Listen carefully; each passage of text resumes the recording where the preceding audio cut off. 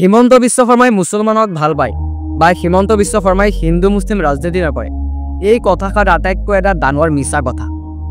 আৰু যদি আপোনাৰ মনত এনেকুৱা কোনো কথা সেভ হৈ আছে যে হিমন্ত বিশ্ব শৰ্মা সেকুলাৰ ধৰ্ম নিৰপেক্ষ তেনেহলে আজিৰ এই ভিডিঅটো আপোনাৰ বাবে শেষ কৰি গেছ যোৱা 5টা বছৰত হিমন্ত বিশ্ব শৰ্মাই যি কৰিলে মুছলমানৰ পক্ষে সে আপোনালোকক মই অলপমান জনাব বিচাৰিম আপোনালোকে জিহাদ কেই প্ৰকাৰ দেখিছে এক কথা ক'ব গ'লে জিহাদ মানে হ'ল যে নিজকে আত্মসমৰ্পণ কৰা বিনা স্বাৰ্থ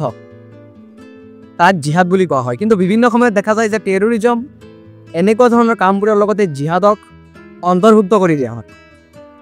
আৰু সেই স্বাৰ্থত গৈ অসমৰ মুখ্যমন্ত্ৰী ডক্টৰ হিমন্ত বিশ্ব শৰ্মাই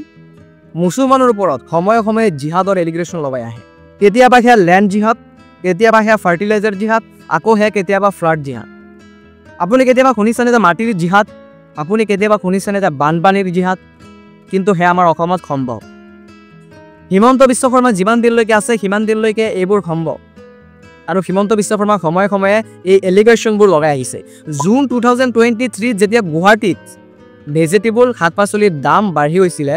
বৃদ্ধি পাইছিলে তেতিয়া হিমন্ত বিশ্ব শৰ্মাই অসমৰ বিভিন্ন মিয়া জনজাতিক কুৱেশ্যন লগায় আৰু মিয়া জনজাতিক ইয়াৰ ওপৰত এলিগেশ্যন লগায় আৰোপ লগাই কয় যে মিয়াসকলে গাঁৱৰ পৰা কম টকাত ভেজিটেবল কিনি আনি গুৱাহাটীত অধিক দামত বিক্ৰী কৰি আছে আৰু ইয়াক ভেজিটেবল জিহাদ বুলি আখ্যা দিয়া হয় পিছৰটোলৈ আহিছোঁ যে ফাৰ্টিলাইজাৰ জিহাদ জুন 2023 হিমন্ত বিশ্ব শৰ্মাই আৰু এটা আৰোপ লগাই এই মিয়াসকলক এই মিয়া জনজাতিক যে মিয়াসকলে নিজৰ খেতি বেছিকৈ ফাৰ্টিলাইজাৰ ইউজ কৰি আছে আৰু ইয়াৰ বাবে অসমৰ মানুহৰ কেঞ্চাৰ আৰু বিভিন্ন ধৰণৰ ৰোগ হৈ আছে আৰু ইয়াৰ আঁৰত দায়ী হ'ল মিয়া মুছলমানসকল ফাৰ্টিলাইজাৰ জিহাদ কোনটো লেভেলত ৰাজনীতি চলি আছে এবাৰ চিন্তা কৰক এতিয়া হওক পিছৰ ফ্লাড জিহাদলৈ এবাৰ যাওক অগষ্ট 2024 হিমন্ত বিশ্ব শৰ্মাই USTM অৰ্থাৎ university of science technology Meghalaya এই ইউনিভাৰ্চিটিটোৰ ওপৰত এটা আৰোপ লগাই আৰু কয় যে গুৱাহাটীত বানপানী যে হয় তাৰ আঁৰত এই ইউনিভাৰ্চিটিখন দায়ী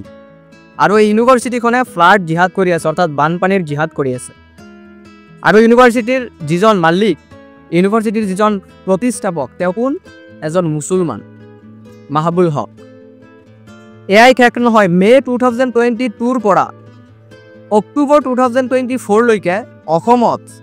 মিয়া বা মুছলমান মানুহৰ প্ৰায় 5854টা ঘৰ ভাঙি পেলোৱা হৈছে উচ্ছেদৰ নামত 5854 ফেমিলি ৰাস্তাত আহি গৈছে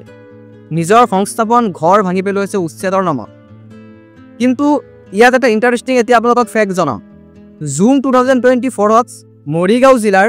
এটা ৰেলৱে চৰকাৰী মাটিত উচ্ছেদ কৰে বিজেপি চৰকাৰ আৰু তাত মুছলমানৰ পৰিয়ালৰ ঘৰ মছজিদ আৰু মাদ্ৰাছা ভাঙি পেলোৱা হয় কিন্তু সেই মাটিটুকুৰাত সেই ঠাইতে প্ৰায় 200 হিন্দু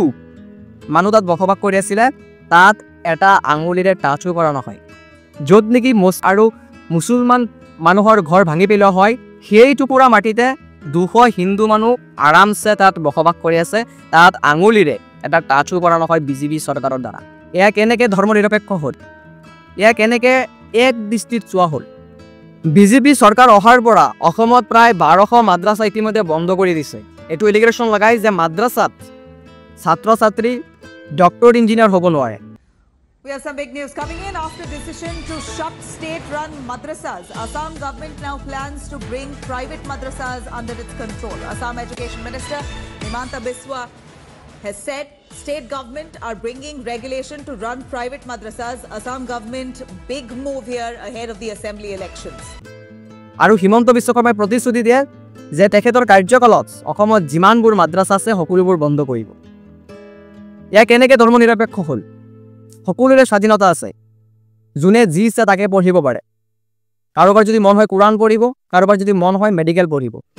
কিন্তু হিমন্ত বিশ্ব শৰ্মাৰ ইয়াতো ফিল্টাৰ কৰি মাদ্ৰাছা ভাঙি পেলাইছে প্ৰায় 1200 মাদ্ৰাছা ইতিমধ্যে তেখেতে বন্ধ কৰি পেলাইছে তেখেতে মুখ্যমন্ত্ৰী হোৱাৰ পিছত মে 2021 পৰা অগষ্ট 2022 লৈ টোটেল 171টা ইনকাউণ্টাৰ হৈছে পুলিচৰ দ্বাৰা য'ত 56 পিপল 56জন মানুহ মৰি গৈছে ইনকাউণ্টাৰত ঢুকাইছে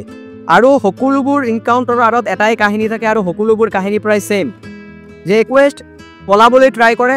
আৰু পুলিচে জবাব ফায়াৰ কৰি দিয়ে যাৰ বাবে ইনকাউণ্টাৰ হৈ পৰে আৰু আটাইতকৈ ইণ্টাৰেষ্টিং কথা হ'ল যে এই মানুহকেইজনৰ ভিতৰত এই ইনকাউণ্টাৰ যিমানবোৰ হৈছে তাৰ ভিতৰত অধিকাংশ মানুহ এটা কমিউনিটিৰ আৰু সেয়া হ'ল মুছলিম কমিউনিটি আৰু সুপ্ৰিম কোৰ্টো ইয়াৰ ওপৰত প্ৰশ্ন উঠাইছে আৰু অসমৰ চৰকাৰকে প্ৰশ্ন কৰিছে সুপ্ৰিম কোৰ্টে যে আপোনালোকে যি ইনকাউণ্টাৰ কৰি আছে এয়া ভালকৈ তদন্ত কৰক কাৰণ আপোনালোকে ইনকাউণ্টাৰত অধিকাংশ এটা কমিউনিটিক টাৰ্গেট কৰা হৈছে আৰু সেয়া হ'ল মুছলিম কমিউনিটি তো ইমান দিন যিসকলে ভাবি আছিলে যে হিমন্ত বিশ্ব শৰ্মা নিৰপেক্ষভাৱে কাম কৰি আছে Himanta Biswa Sarma so cold secular তেখেতসকলে নিশ্চয় বুজি পাইছে যে আচলতে হিমন্ত বিশ্ব শৰ্মাৰ মানসিকতা হিমন্ত বিশ্ব শৰ্মাৰ ৰাজনীতি কি ভিডিঅ'টো শেষ লৈ চোৱাৰ বাবে বহুত বহুত ধন্যবাদ